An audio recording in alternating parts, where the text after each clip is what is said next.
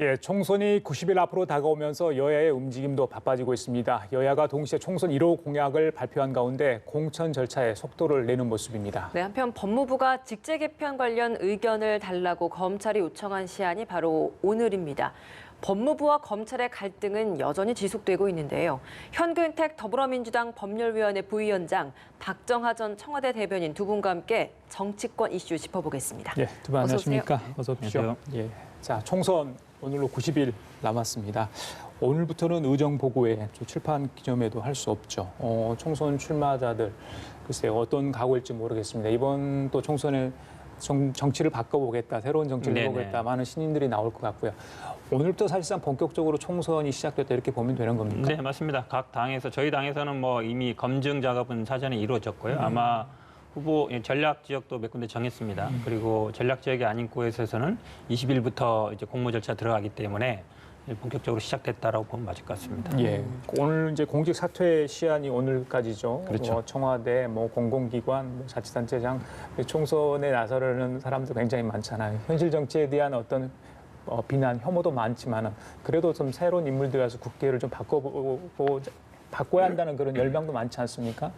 많은 분들이 꿈을 가지고 국민들의 선택을 받아서 새로운 인물들이 나오고 그다음에 그를 통해서 우리 정치도 좀 바뀌었으면 하는 바람들이 국민들이 많을 텐데요. 그렇게 해서 뜻을 가진 분들이 많이 본인의 의사를 많이 지금 펼쳤으면 하는 바람이 있어요. 그런데 이 보면은 예년과는 굉장히 다른 양상을 좀 보이고 있습니다. 그러니까 90일 전이니까 사실상 총선이 이제 시작이 돼서 막 움직여야 되는데 이게 지금 아직 이 보수권 같은 경우는 정당의 구도도 아직 형성이 되어 있지 않고 그에 따라서 여러 가지 준비도 좀 되어 있지 않은 상황이라 보통의 경우 보면은 겨울 연말 연초 같은 경우 왜 그 예비 후보들 나와서 이렇게 이름판 들고 출근길 인사도 하고 이런 것들이 굉장히 많았는데 아직은 현장에서 보면 그렇게까지 달아오르지 않은 것 같아요. 이게 좀 전에 말씀드린 것처럼 아직 구도가 완전히 잡히지 않은 상황이라 그런 것 같고요. 오늘 자유한국당도 보면은 공관위원회 좀 발표가 나오고 이런 거 보면 차근차근 해서 앞으로 이제 그 총선 4월 15일까지 굉장히 많은 레이스가 이제 시작이 될 것 같습니다. 예.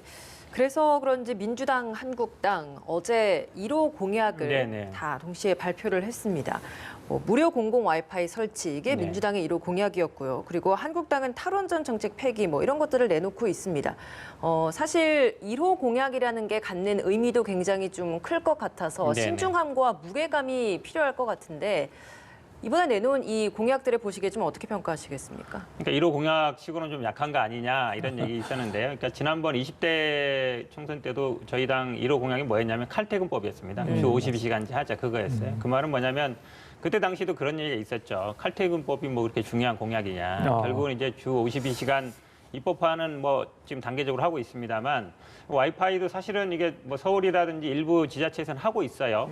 버스라든지 되고 있는데 우리 사실은 젊은 사람들이 이렇게 커피숍에 가거나 이러면 제일 먼저 찾는 게 커피가 아니라 사실은 와이파이를 먼저 찾잖아요. 그만큼 어찌 보면 이제 통신 요금 이런 게 관련되다 보니까 돈 문제도 있지만 또 이 와이파이를 이용하는 분과 못하는 분들의 어떤 정보 격차도 있는 거거든요. 저는 오히려 더 의미가 있다. 큰 틀에서 경제 정책 바꾸는 것도 있지만 사람들이 피부로 느낄 수 있는 공약이 더 중요하다고 보거든요. 그런 면에서 보면 물론 예산도 좀 들어가긴 하는 것 같아요. 6, 7천억 정도 들어가는 것 같긴 하는데 저는 이게 어쨌든 앞으로 5G 시대에도 넘어가더라도 우리나라가 다른 나라보다는 이 통신이 잘 돼 있는 나라잖아요. 빠르고. 근데도 사각지대가 굉장히 많습니다. 와이파이 사각지대가 많은데 그런 면에서 보면은 특히 2030 세대들한테는 좀 어필할 수 있는 공약이다라고 보고 있습니다. 통신업계 내에서는 이게 또 실효성에 대한 의문을 제기하는 시각도 있던데 실제로 실효성에 대해서는 좀 어떻게 보시는지? 그러니까 전부를 다 깔 수는 없는 것 같아요. 그러니까 우리가 지하철이라든지 버스라든지 아니면 공공기관이라든지 아니면 사실은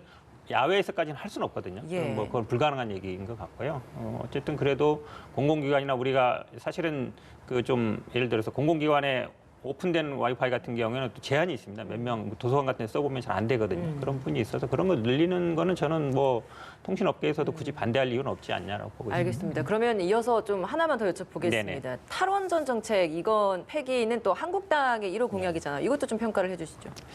저는 그 부분은 좀 의문이에요. 왜냐하면 이게 지금 당장 하자는 건 아니거든요. 앞으로 좀 천천히 해나가자는 부분이고 이게 사실은 그 수명 연장하던 거를 뭐 중단한 것도 있었지만 뭐 그런 부분보다 사실은 탈원전 방향전 큰 틀에서는 맞다고 봅니다. 사실은 우리나라의 원전이 굉장히 많거든요. 그리고 원전 이 폐기물 처리 부분도 뭐 사실 우리는 뭐 얘기 안 하고 있지만 그것도 굉장히 잠재된 문제고 일본의 사례를 봐더라도 지금 원전 때문에 굉장히 고생하고 있지 않습니까? 이렇게 본다 그러면 당장 이루어질 일도 아닌데 이게 약간 오히려 저는 포퓰리즘 아닌가로 봅니다. 지금 얘기하면 이제 재정 건전화 이런 부분도 사실은 약간 애매해요. 예를 들어서 뭐 지금 저희들이 한 40% 정도로 보고 있는데 국가 부채를 OECD 비해서는 높은 편은 아닙니다. 그다음에 지금 얘기하는 한마디로 얘기하면 이제 저 고용계약법 저것도 얘기하면 약간 노동성을 유연화하겠다는 거예요. 그러니까 비정규직이 그렇지 않아도 많아서 좀 줄여야 되는데 사실 지난번 20대 때 한국당 1호 공약이 비정규직 제로였습니다. 그거랑 완전히 이제 어찌 보면 배치되는 공약이거든요. 그래서 약간 제가 보기에는 뜬구름 잡기 공약 아닌가라고 보고 있습니다. 예, 국민들이 얼마나 호응할지 또 실현 가능성 어느 정도 있을지 뭐 그런 게 아마 기준이었을 텐데 어떻게 보세요? 하나하나 이제 세부적으로 쭉 말씀 주셨으니까 네. 그거에 대해서 이제 저기 뭐 말씀드리려고 하는 건 아니고 여도 그렇고 야도 그렇고 너무 이게 고민의 깊이가 얼마나 있었는지에 대해서 좀 생각해 보는 대목인 것 같아요. 우선 그 무료 와이파이 정책이라는 게 보면은 3년간 한 6천억 원 정도 들어간다고 하더라고요. 근데 좀 전에 우리 부위원장 말씀 주신 것처럼 안에 세부적으로 과연 그 통신업계랑 얼마나 조율이 됐으며 세부적으로 얼마나 고민을 했는지 단순히 그냥 20, 30대를 향해서 이런 걸 만들었던 건 아닌가라는 생각이 우선 들고 뭐 자유한국당도 마찬가지. 그러니까 탈원전이라는 이 묵직한 큰 주제를 내세웠습니다만은 결국엔 그래서 생활밀착형이라는 걸 애써 붙이려고 하는지 뭐 그래서 전기값이나 뭐 이렇게 들어가더라고요. 그래서 과연 이 고민의 깊이가 얼마나 되는지 그리고 우리나라 정치가 굉장히 안정되어 있었다면 지금까지 안정되어 있었다면 이게 많은 고민을 해서 정말 국민들이 피부에 와닿을 수 있는 공약을 고민해서 만들었구나라고 이해할 수 있을 텐데 우리가 그동안 해왔던 이 정치가 너무 복잡했어요. 그런 면에서 보면 정책 공약들이 너무 가벼웠다. 미국 정치처럼 뭐 그 세율 0.1% 갖고 굉장히 논란이 많고 이렇다면 이 고민해서 이런 것들을 생각해냈구나. 그리고 이런 게 비로소 진짜 정치다라고 이해할 수 있는데 제가 볼 때는 그런 면에서 나온 게 아니라 이념 전쟁하고 뭐 공천 통해서 저기 그 쇼하고 그 다음에 뭐 통합을 하느냐 안 하느냐 이러는 과정 속에 아무 생각 없이 별 생각 없이 너무 가볍게 나온 것 같다라는 생각이 저는 일감이 들었습니다. 예, 나중에 이제 공천을 받는 후보들도 지역구 공약을 내놓을 거 아닙니까? 지금 현재 20대 국회의원들 과연 해당 자기에 소속된 지역구에 대해서 얼마나 자기가 약속했던 공약을 지켰는지 유권자들은 잘 모르잖아요. 예. 그러니까 이제 봐야 되는데 제가 그렇지 않아도 방송 전에 쭉 찾아봤더니 공약 실천율이라는 게 분명하게 데이터가 없더라고요. 심지어는 매니페스토에서도 분명히 이게 발표된 게 없는데 왜냐하면 내가 말한 공약에 대해서 사실은 그 평가하는 기관에 내가 정리해서 주기 때문에 이게 애매할 수밖에 없어요. 그래서 뭐 대통령 공약도 2년 지난 상황에 완전 실행은 뭐 12%. 그다음에 20대 아직 끝나지 않았으니까 19대 총선 같은 경우도 그때 국회의원들 몇 명 자료를 내신 분들 뭐 이렇게 보면은 뭐 30% 미만 뭐 이렇게 되더라고요. 근데 이거는 뭐 어쨌든 진행 중인 것 뭐 몇 %에서 70%, 80%까지도 가는데 숫자는 별 의미 없는데 현장에서 이렇게 그 의원 후보들, 총선 후보들 내놓은 공약을 보면 지금은 조금 차이가 있습니다만은 총선을 앞두고 후보 등록하고 막 이렇게 되면 공약이 차별화가 전혀 없어요. 저기 선거관리위원회 가면 지난 역대 총선의 후보자들 쭉 공약해 놓은 거 다 기록으로 나와 있거든요. 네. 그거 보면 지역별로 큰 차이가 거의 없어요. 그래서 이게 국민들은 유권자들은 공약에 대해서 굉장히 많이 생각하는데 이에 비해서 후보들은 공약에 대해서 그만큼 고민은 하지는 않는 것 같다라는 생각이 조금 듭니다. 실제 또 왜 그러냐면요. 사실 이 공약을 얼마나 지키느냐가 어찌 보면 뭐 다음에 재선을 하거나 삼선을 하는데 큰 영향이 없어요. 정치적으로 어쨌든 본인이 물론 의정 활동은 당내에서 평가를 합니다만 당내 평가할 때도 뭐 출석률이라든지 법안 발의라든지 아니면 당내 의원들끼리 평가는 중요시 여기는데 뭐 공약 실천 이 부분은 제가 보기 못 본 것 같아요. 그 안에 평가 요소에. 왜 그런 겁니까? 당에서 그렇다면 외부에서 어떤 아까 말했던 외부 말씀하신 것처럼 뭐 시민단체라든지 예. 매니페스토로 있는 나서야 되는데 예전에 아마 뭐 2004년인가요? 총선연대 같은 데서 뭐 2004년, 낙선하고 뭐 예. 이러는데 그게 또 이제 약간 선거법 위반 시비가 있었어요. 그러면서 이제 낙선 후보 선정이 이게 처벌도 받고 그랬거든요. 그러면서 제가 보기에 그런 동력이 많이 떨어진 것 같아요. 예를 들어서 말씀하신 것처럼 매니페스토 같은 데서 만약에 뭐 공약 실천율이 50% 이하인 사람은 우리가 낙선 후보로 지정하겠다. 그게는 안 된단 말이에요. 지금 법상으로. 그러다 보니까 사실은 그런 걸 발표는 할 수 있는데 그 영향력이 별로 없어지는 게 아닌가라고 보고 있습니다. 국민들이 이번에 또 다른 일련의 공약도 계속 나올 텐데 부동산 관련 공약이 아마 또 나올 가능성도 있지 않겠습니까? 계속해서 이제 정부는 옥죄고 있는 상황인데 대통령께서도 신년 기자회견을 통해서 시장 회복, 집값 회복을 이야기를 하지 않았습니까? 원상 회복이니까. 그렇죠. 원상 회복을 이야기를 했는데 강기정 정무수석이 했던 그 발언 내용이 지금 후폭풍을 좀 일으킨 것 같아요. 지난 노무현 정부 때도 한번 나왔었는데 이게 좀 무산되지 않았습니까? 위헌 시비가 좀 있었어요. 그 부분은 어떻게 보세요?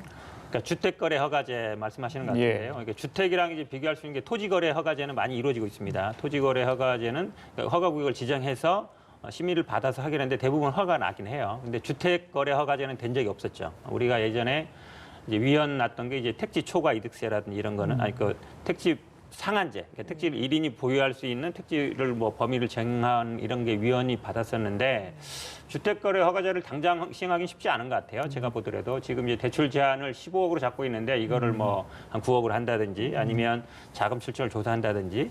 근데 이럴 수는 있을 것 같습니다. 예를 들어서 강남 지역에 한해서 뭐 3주택 이상자가 만약에 뭐 2주택 이상자가 만약에 집을 살 경우에는 뭐 허가를 받게 한다든지 그 정도는 저는 가능하다고 봐요. 왜냐하면 실제로 뭐 강남 지역에 집을 자기가 두 채 꼭 있어야 될 이유가 없잖아요. 뭐 그래서 저는 논의의 시작은 될 수 있다. 그러니까 그만큼 지금 언론에 나오고 있습니다만 강남의 집값이 뭐 10억 이상 뛰었다 그러면 사실은 많은 강남에 살지 않은 다른 그 지역에 있는 분들 같은 경우는 약간 상대적인 박탈감을 느낄 수밖에 없거든요. 저는 아마 어제 얘기했던 것 중에 강남 집값을 잡는 게 목표다. 그리고 거기를 위해서는 어떠한 수단도 동원할 수 있다라는 그 정도 의미로 받아들이면 될 것 그러니까 같습니다. 그렇게 이야기했으면 좋겠는데 청와대 정무수석이 구체적인 어떤 특정 제도를 언급하다 보니까 이게 또 총선을 앞두고 나온 이야기 아니겠습니까? 그래서 어떤 식으로 좀 해석을 해야 될지. 정책실장도 아니고 경제 관련한 부분도 아니고 정무수석께서 라디오 출연하셔서 말씀하셨고 청와대는 물론 개인 생각이라고 일축은 했습니다만 제가 볼 때는 숨겨진 마음의 일단이 조금 비춰진 거 아닌가라는 생각이 듭니다. 그래서 굉장히 위험한 발상을 갖고 있다라는 생각이 들고요. 왜 저렇게까지 됐을까 충분히 이해는 가요. 그러니까 문재인 대통령 취임 이후 지금까지 쭉 2년 반 이상 오면서 여러 가지 제도적 정비나 뭐 이런 것들을 그 정권 차원에서 하고 싶은 것들은 쭉 해왔는데 사실은 총선 앞두고 제일 힘든 부분이 경제 분야. 이 중에서도 부동산이 제일 큰 아킬레스건으로 등장할 수 있으니까 이 건에 대해서 어떻게 여하의 총선 전까지 막을 수 있느냐 이런 것들이 제일 숙제라는 부담을 갖고 있고 그러다 보니까 발표는 안 됐습니다만은 청와대 내부에서는 이런저런 고민들을 굉장히 많이 하고 있는 거 아닌가. 그래서 저런 것들이 나오지 않았을까라고 저는 추측을 합니다. 조금만 첨언하면요. 사실은 이제 재산권을 제한하는 것 자체가 위헌이다 얘기했는데 사실은 재산권의 내용과 형식은 법으로 정하게 돼 있어요. 그러니까 우리가 소유 못하는 게 많거든요. 실제로 우리가 개인이 소유 못하는 게 있잖아요. 거기다 어차피 법으로 제한하는 겁니다. 그러니까 재산권이 신성 불가침이 아닙니다. 그리고 재산권 행사에 대해서도 제한을 할 수 있어요. 그렇게 본다 그러면 위헌까지는 아닐 수 있다. 그러니까 예를 들어서 전 서울 지역을 한다든지 아니면 모든 일가구 1주택자도 한다든지 그렇게 안 하고 어느 정도 제한을 한다 그러면 범위를 제한하고 그러면 저는 충분히 논의의 가치는 있다라고 봅니다. 그거는 굉장히 위험한 말씀인 것 같은데 가령 그 지금 청와대 인근도 그 일정 고도 이하밖에 중축이 안 되는 거고 내부 시설물을 개보수할 때도 허가를 받아야 되는 상황인데 그런 것들은 전 국가 안보와 관련한 문제. 그다음에 여의도 같은 경우도 국회 높이 못되는 고도 제한이 있고 이런 건데 그런 것들은 물론 공공의 목적을 위해서 재산권이 제한받을 수 있어요. 그런데 강남의 집값이 너무 오른다고 해서 그리고 특정 지역에 다른 분들은 못 들어간다고 해서 그거를 재산권을 이런 식으로 재산권에 대해서 범죄적으로 문제를 삼고자 규제를 한다고 하는 건 저는 굉장히 위험한 발상이라고 좀 생각합니다. 저는 이제 우리나라의 부동산의 특성이 있다고 봐요. 그러니까 토지거래 허가에 대해서는 굉장히 오래됐습니다. 이게 대해서 이의 제기하는 분이 없어요. 그것도 마찬가지거든요. 그럼 내가 땅을 사겠다는데 왜 허가를 받아야 되냐라고 생각할 수 있어요. 말씀하신 것처럼 내가 은행에서 돈을 빌려가지고 강남에 아파트 사겠다는데 왜 못 사게 하느냐. 사실은 우리나라 부동산이라는 게 기본적으로 인구는 많고 특히 수도권에 집중돼 있고 이러다 보니까 저는 마찬가지로 봅니다. 그러니까 토지거래 허가제 하는데도 보면 대부분 투기 지역이에요. 아파트 땅값이 상승할 지역 이런 데거든요. 당연히 수요 있습니다. 살려는 사람도 있어요. 하지만 토지는 제한돼 있잖아요. 그렇다 보니까 제한을 하는 건데 저는 뭐 강남의 아파트도 비슷한 상황으로 볼 수도 있다라고 봅니다. 예, 근데 현재까지는 어쨌든 뭐 당장 하겠다는 건 아니고 약간 뭐 논의의 수준, 뭐 개인적인 의견이라 그랬습니다만 뭐 이건 아마 사회적인 논의는 충분히 이루어질 가치는 두 있다. 분이 한 얘기를 보면 어떻게 앞으로 진행이 될 건지 대충 알 것 같아요. 예.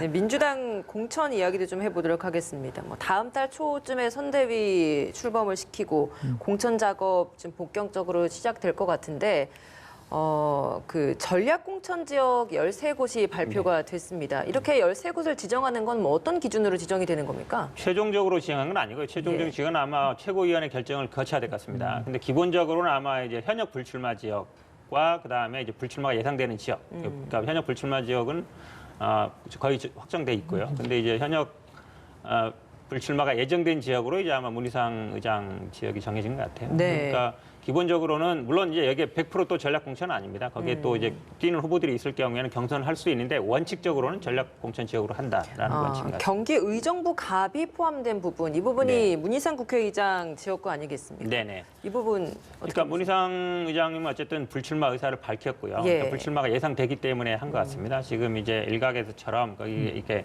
아들이 뭐 예. 계속 받기 때문에 한 거 아니냐 이제 그건 아닌 것 같고요. 근데 고려를 하겠죠, 당연히. 전략 지역이라 그러면 기본적으로 경선은 안 한다는 거거든요. 그리고 당에서 전략적으로 판단한다는 얘기입니다. 그러니까 상대 후보도 고려할 것이고 지금 언론에서 문제 제기하고 있는 세습 논란도 예. 고려를 하겠죠, 당연히. 그런 부분을 감안해서 아마 전략 후보들은 좀 늦게 지정되는 경향이 있습니다. 상대 후보도 있지만 최종적으로 이게 왜냐하면 후보 등록이 뭐 3월 달에 이루어지기 때문에 그때까지 늦게 이루어질 수도 있다. 예, 알겠습니다. 우리 박 전 대변인께는 종로 이야기를 좀 여쭤볼게요. 포함이 돼 있어요. 네. 전략 지역에. 아마 이낙연 전 총리를 고려한 거 아닌가 이런 생각도 거의 뭐 드는데. 기정사실화된 거 아닌가 예, 싶어요. 그렇죠. 그렇다면 거기 맞대응할 한국당에서 누가 나올까? 황교안 대표 확실하게 이야기를 하지 않잖아요. 지금 시점에 뭔가가 어떤 고려 사항이 있기 때문에 이렇게 자기를 드러내지 않을까요? 험지 이야기를 계속 하지 않았습니까? 일단은 좀 물론 여러 가지 고려 사항이 있을 거예요. 지금 그따 다른 그 잠룡 소위 말하는 대선 주자급 후보들에게 본인들은 계속 아니라고 얘기를 하고 주장을 하고 계시지만은 서울 차출에 대해서 계속 욕을 하고 있고 그다음에 지금 그 보수 야권의 통합 논의가 어떻게 진행될지에 따라서 새로 오시는 분들 새로 합류되는 분들, 같이 하는 분들에 대한 공간도 좀 준비해야 될 거고 마지막으로 보면은 뭐 한강벨트 얘기하고 뭐 이러고 있습니다만은 제가 볼 때는 아직 황교안 대표가 분명하게 결정 내지는 그다음에 좀 더 이 절박함에 대해서 생각을 안 하신 거 아닌가라는 생각이 듭니다. 네. 저는 그 전에도 말씀드렸지만 개인적으로 황교안 대표가 저렇게 나가서 뚫고 나가야 그나마 보수 야권에 좀 이렇게 길이 좀 나지 않을까라는 생각이고요. 지금 조사를 해보면 이낙연 전 총리와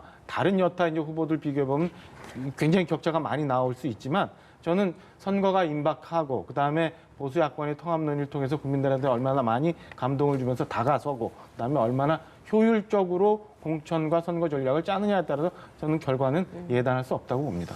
이 황교안 대표가 본인 험지 출마 이야기를 하면서 다른 중진들에게도 좀 전략적 육충지에 좀 나와달라라는 요청을 하기도 했는데 최근에 지금 그 말하는 그 중진들의 행보를 보면 전혀 다른 방향으로 가고 있거든요. 오히려 텃밭으로 가겠다라고 공언을 하고 있는 상황입니다. 이 상황 어떻게 봐야 되는 겁니까? 저는 뭐 아직 당원은 아닙니다만 예. 굉장히 안타까운 상황이 계속되고 있구나. 그래서 그 이제 90일밖에 안 남은 총선에서 지난 가을 겨울 쭉 봤지만은 사실은 뭐 생업 다 포기하면서 광화문 나와서 외쳤던 분들이 사실은 정말 지금까지 고생했던 자유한국당 당원들 분이 대부분 많아요. 일반 국민들도 많은데 그렇게 모든 걸 포기하면서 잘하라고 응원해줬던 당원들을 쳐다보면서 과연 지도자급이라고 할 수 있는 저런 분들이 여태 저런 말씀을 할 수 있을까라는 생각이 들고요. 그분들의 생각을 좀 돌아보고 내가 이 시점에서 어떤 희생을 할 수 있느냐에 대해서 고민을 할 때 저는 무언가의 문이 열리지 않을까라는 생각인데 어제도 이미 뭐 홍준표 전 대표 같은 경우는 그 밀양 창녕 예. 이미 딱 지정해서 말씀을 하셨고 김태호 전 지사 같은 경우도 계속 고향에서 하시겠다고 예. 얘기를 하는데 글쎄요 저는 그게 당원으로서 물론 하실 말씀은 많이 있지만 그래도 당의 입장 그다음에 당의 전체 전략 그리고 향후 있을 어떻게 이게 규결될지 모르겠습니다. 통합 논의 이런 것들을 다 감안을 해서 당신들이 많이 희생을 하고 당이 원하는 방향으로 좀 맞춰주는 게 현 시점에서 맞지 않을까라는 생각이 이런 거를 뭐 리더십 부재라고 봐야 되는 겁니까? 그 근간에는 리더십 부재가 있어요. 가령 확고한 과거 같은 경우 무슨 이해찬 전 대표나 아니면 뭐 YS, DJ 이런 분들이 당을 장악하고 있는 상황이라면 물론 그때와 지금의 상황을 정치적으로 이렇게 똑같이 비교할 수는 없어요. 그렇지만 황교안 대표의 리더십이 분명하게 정해져 있고 그다음에 당 이 최고위 의결기구의 리더십이 분명하게 서 있다면 저렇게까지 하실 수 있을까라는 생각이 드네요. 예. 저런 저만 하면요. 예. 리더십 문제도 있고요. 그러니까 예. 리더십이 당연히 강력하지 않고 이게 뭐 끝까지 가겠냐, 뭐 비대위로 갈 수 있지 않은 생각도 있을 것 같은데 저는 황교안 대표 약간 자초하는 것도 있다고 봐요. 그러니까 이낙연 총리 같은 경우는 6년 만에 당이 돌아왔으니까 당에서 결정하는 대로 하겠다 이럴 수 얘기할 수 있어요. 그런데 지금 기자들이 이제 종로 어떻게 생각하냐에 대해서 지금 황교안 대표가 당에서 결정하는 대로 가겠다 얘기한단 말이죠. 당대표가 예. 그렇게 얘기하면 다른 분들이 아니 이미 거기 나갈 생각이 별로 없구나 그렇게 생각하지 않겠습니까? 본인이 스스로 험지에 뛰어들고 그래야 자기 희생을 해야만이 아마 다른 분들한테도 희생을 좀 하라 할 수 있는데 이런 모습을 보면서 아마 다른 분들도 뭐 당대표도 그러는데 예. 우리도 뭐 마찬가지 똑같이 해도 되지 않겠어? 이런 생각하는 것 같아요. 알겠습니다. 아까 저기 박 전 대변인께서 보수통합 이야기 그 결과도 네, 아마 네, 네. 어디 출마할지에 영향을 미칠 수 있다 했는데 지금 방금 속보가 들어왔죠. 정계의 복귀를 선언한 안철수 전 대표가 19일 날 귀국을 한다고 합니다.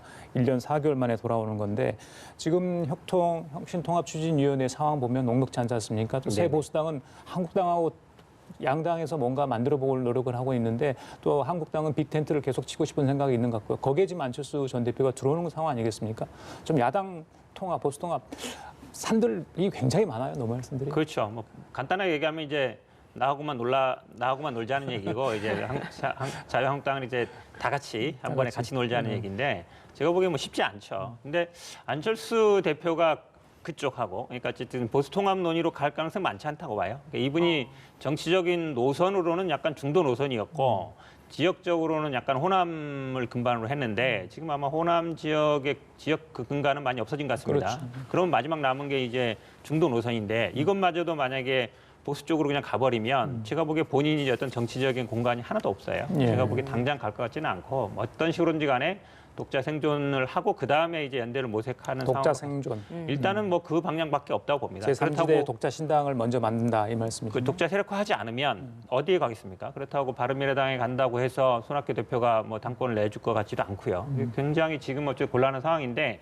지금 말씀하는 이제 보수 통합론으로 간다 그러면 저는 안철수 대표가 지금까지 그 어쨌든 얘기했던 본인의 어떤 정치 노선이나 이거에 대해서 많이 벗어나는 것은 쉽지 않은 걸로 보고 있습니다. 러브콜을 받고 있는데 예전만 몸값이 그렇게 계산을 쳐주지 않고 있다 이런 게 여의도 좀 들리더라고요. 맞습니까? 그럴 수도 있고요. 이건 뭐 당신만 직접 아실 테니까. 근데 그 오늘 아침에 그 바른미래당 의원이고 안철수 전 대표에게 가깝다고 하는 이태규 의원이 전 인터뷰를 하시더라고요. 근데 거기 보면은 의미 있는 얘기가 저는 저거를 들었어요. 그러니까 안철수 전 대표는 보수 정치인이 아니다.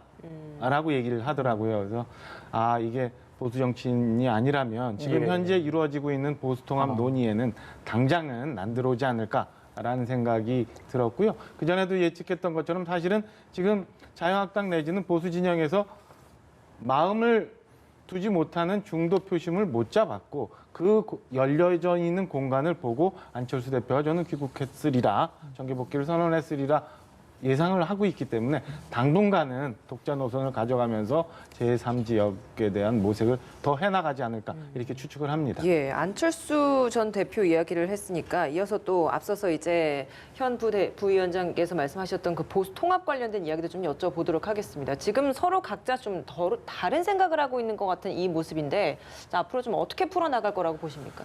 아, 이게 20곡에가 아니라 한 200곡에쯤 될 것 같아요. 지금 뭐 이제 90일밖에 안 남았고, 그다음에 후보가 각 당에 소위 말하는 국민들한테 내보여야 될 상품들이 정해지지도 않은 상황에 아직도 갈 길이 먼데, 과연 이게 최종 목적지까지 각 세력들이 원하는 그 바를 만들어서 결론을 낼 수 있을까라고 의심이 들 정도로 굉장히 힘든 방향인데요. 일단은 아까 말씀 주신 것처럼 자유한국당 생각 다르고 세보수당 생각 다르고 그다음에 지금 활동 중인 통주의 생각 다 다르고 예. 쳐다보는 지점이 다 다른 것 같아요. 그래서 한참 많이 가야지 이게 어느 정도 조금이라도 단초가 생기지 않을까라는 생각이 들고요.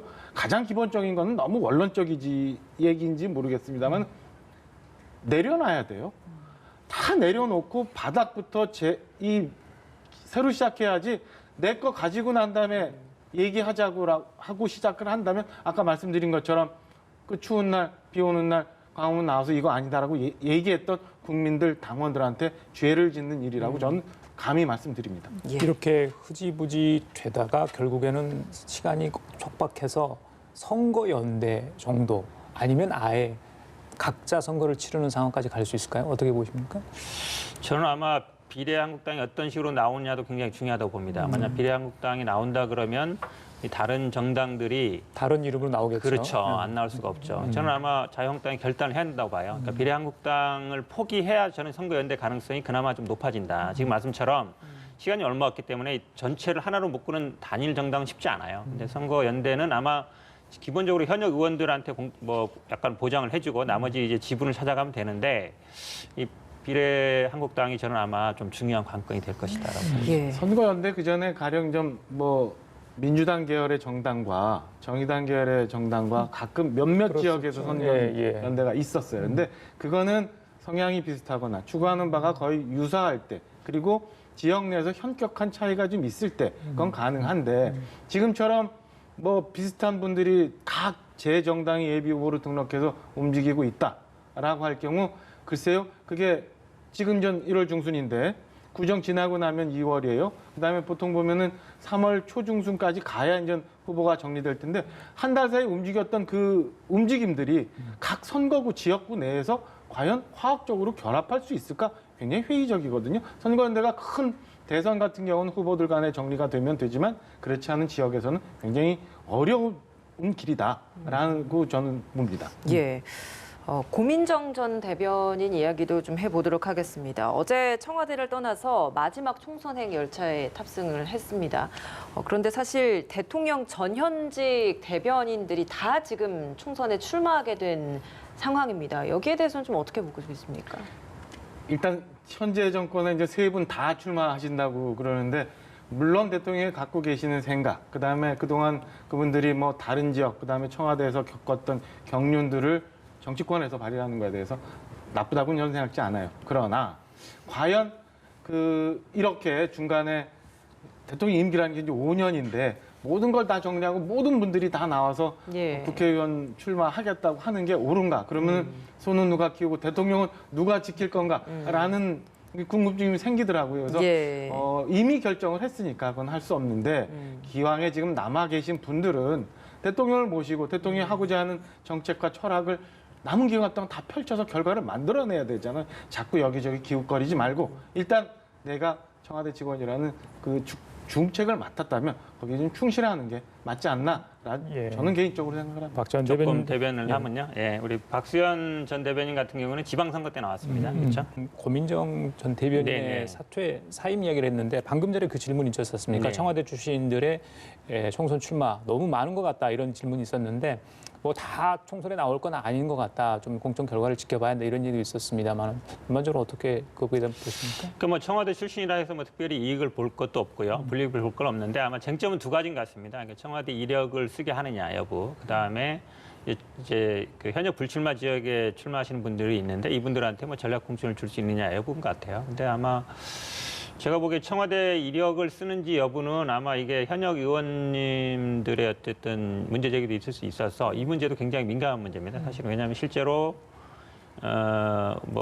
데이터는 없어요. 하지만 5에서 10% 정도 영향이 있는 거 아니냐 있는데 거기에 또 신인이면 또 신인 가산점이 있거든요. 10에서 20% 있으면 현역 의원과 붙는 분들이 굉장히 긴장감을 할 수 있어요. 거기에 또 현역 의원들 중에 만약에 하위 20%는 20% 감점이 있어서 그러면 이렇게 격차가 굉장히 커지잖아요. 그래서 아마 이 논란은 당내에서 마지막까지 아마 최고위 단계에서 결정될 수밖에 없다. 공심위 단계에서 결정하기 쉽지 않은 문제인 것 같습니다. 그다음에 전략공천 문제도요. 지금 아마 이해찬 대표께서 지금 한 200군데를 말씀하신 거는 저희 당규에 한 20% 정도는 전략 공천할 수 있게 돼 있어요. 그럼 253개 중에 한 50군데 정도는 뭐 전략이든지 할 수 있다는 얘기거든요. 그럼 한 200개 정도는 경선 지역이다라고 아마 생각하시면 될 것 같고, 그다음에 지금 뭐 고민정 대변인 얘기 나왔는데요. 지금 저희 당이 지금 여성 중진이 굉장히 많이 빠졌습니다. 선수 합치면은 한 14, 15선 정도 돼요. 예. 근데 지금 중진이라 할 수 있는 여성 의원들이 없거든요. 그러니까 저희 민주당이 지금 여성 정치인이 어찌 보면 굉장히 기근인 상황입니다. 그러면 아마 고민정 전 대변인도 여성 정치인이 현역에 빠진 지역에 갈 가능성이 많지 않냐라고 보고 있습니다. 알겠습니다. 네. 작년 연말, 그러니까 며칠 전에 대통령 이제 신년 기자회 하셨고 오늘 뭐 이해찬 대표 이렇게 뵙고 그런데 작년 연말에 두 분들 표정이나 얼굴보다는 훨씬 더 여유가 있으신 것 같아서 아 민주당 차곡차곡 잘 준비가 되고 있구나. 많이 앞서가는 느낌이 네, 많았습니까? 부러운 느낌이 있고 직접적으로 많이 앞서가는 상황이라고 말씀까지 하셨는데 글쎄요, 전 뭐 여러 가지 말씀 주셨지만 청와대 얘기 마침 나왔으니까 청와대 이력 쓰는 것 같은 경우는 저는 이런 제안을 좀 해봤으면 좋겠어요. 차라리 뭐 지금 현재는 뭐 대통령 지지도도 높고 막 이분들이 출마하시는 분들이 대통령을 좀 업고 가고 싶은 생각이 있는데 앞으로 4년 후에 혹은 8년 후에라도 본인들이 또다시 도전할 때 문재인 청와대라고 분명히 기명하고 노무현 청와대 혹은 뭐 이쪽에서는 박근혜 청와대, 이명박 청와대 이렇게 이런 식으로 기명을 해서 그동안 있었던 정권에 대해서 다 본인들이 책임을 지고 국민들한테 판단을 얻으려 하는 건지에 대해서 오히려 딱 정하자라고 민주당 지도부에서 이렇게 정해주시면 지금 60-70명이라고 뭐 물론 대표께서는 과장됐다고 말씀을 하시는데 60-70명 정도 되는 출마 입지자들 분이 몇 명이나 그런 걸 동의하실지 궁금하기도 하고 뭐 그런 생각이 다음에 들었습니다. 출마하실 때는 그렇게 저는 뭐 적을 예정입니다. 알겠습니다. 이 질문도 있었습니다. 그 장애인 관련된 발언에 있어서 논란이 되니까 직접적으로 사과를 했는데 오늘 또 기자들 질문이 있다 보니까 결과적으로 상처를 주었다면 죄송하다, 무심코한 발언이었다, 다시 한번 사과드린다, 뭐 이런 이런 언급을 했습니다. 이 논란이 사실 뭐 기자도 질문을 했습니다. 총선에 계속해서 이런 이런 실수들이 있다 보니 좀 부정적 영향을 미치지 않겠냐? 어떻게 좀 보고 계십니까?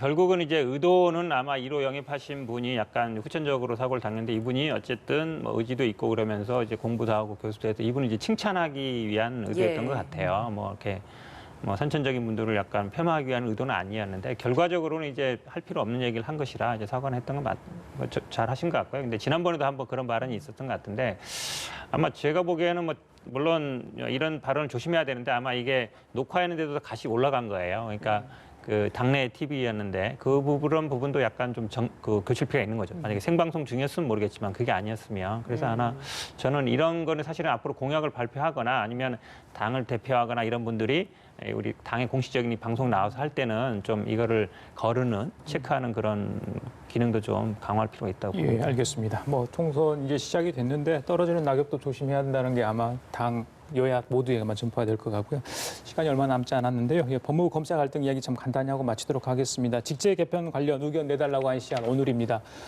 대검에서 의견을 좀 들었다고 합니다. 이제 전달을 하겠죠.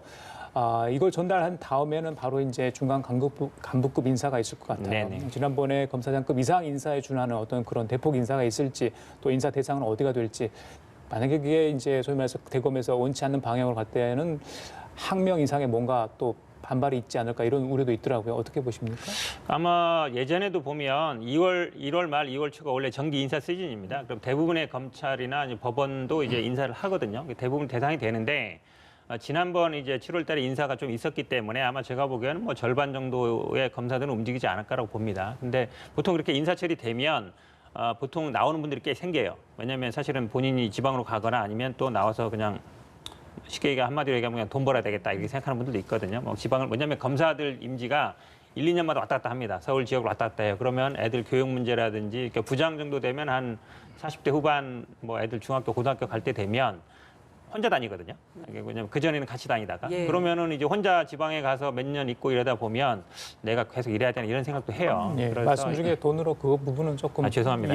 어쨌든 다른 사정이 있을 수 있으니까. 그렇죠. 예. 그러니까 가족과 같이 살아야 되겠다 이런 분들도 있어서 근데 아마 이번에는 검경 수사권 되면서 한마디로 얘기하면 이제 검찰의 힘이 많이 빠지는 상황이 된 거죠. 그거에 대한 이제 불만을 표실 수 있는데 이게 저는 뭐 자연스러운 과정이라고 봅니다. 왜냐하면 검경 수사권 조정이 되면요, 검찰의 현재 기능이 저는 뭐 반 이상은 바뀔 거라고 봐요. 그렇다 그러면 검찰의 역할이 이제 완전히 바뀌게 됩니다. 대부분 이제 수사 지휘 이런 것보다는 이제 공판이라든지 이쪽으로 가게 돼 있어요. 한마디로 미국 검사처럼 가게 되는 거죠. 그러니까 그렇게 본다 그러면 뭐 직제 개편도 이 법이 바뀌는 거에 대해서 불가피한 상황이다. 지금 이거를 마치 현재 수사 중인 것들을 방해하기 위해서 뭐 직제 개편하는 거냐 이렇게 보는 거는 좀 당연인 것 같아요. 왜냐하면 이 검경 수사권 문제는 20년도 더 된 문제고요. 그다음에 이게 법이 바뀌게 되면 지금 정도 개편보다 저거는 아마 혁명적인 개편이 나올 수밖에 없어요. 거의 아마 검찰의 반은 공판부로 갈 수도 있습니다.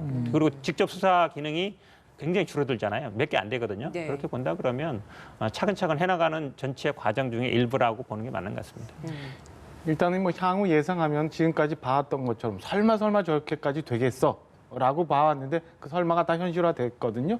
저는 앞으로 있을 뭐 인사 이런 것도 다 설마 했던 부분들이 다 그냥 현실화돼서 진행될 거다라고 생각이 들고요. 좀 전에 현 위원장 말씀 주신 그렇게 해석하는 분들도 있고 예. 아니면 너무 과하다. 그러니까 오늘 아까 좀 전에 이해찬 대표 질의응답할 때 나왔던 인용됐던 여론조사 결과 보면 대통령 부정평가 확 높아졌더라고요. 이런 것도 저는 일부 반영이 된 거 아닌가라고 해석을 하는데 그렇지 않고, 그러니까 쓰기는 뭐 우리 흔한 말로 쓰기는 검찰 장악이라고 쓰고 읽기만 검찰 개혁이다라고 주장하시는 분들도 있는데 이런 것들에 대한 판단은 결국에는 지금까지처럼 계속 양측의 논란은 계속될 텐데 결국에는 국민들이 쳐다보고 국민들이 판단하고 국민들이 필요하다면 꾸짖어 줘야 되는 부분 아닌가라는 생각이 듭니다. 알겠습니다. 지금까지 현근태 더불어민주당 법률위원회 부위원장, 박정하 전 청와대 대변인 두 분과 함께했습니다. 말씀 감사합니다. 고맙습니다.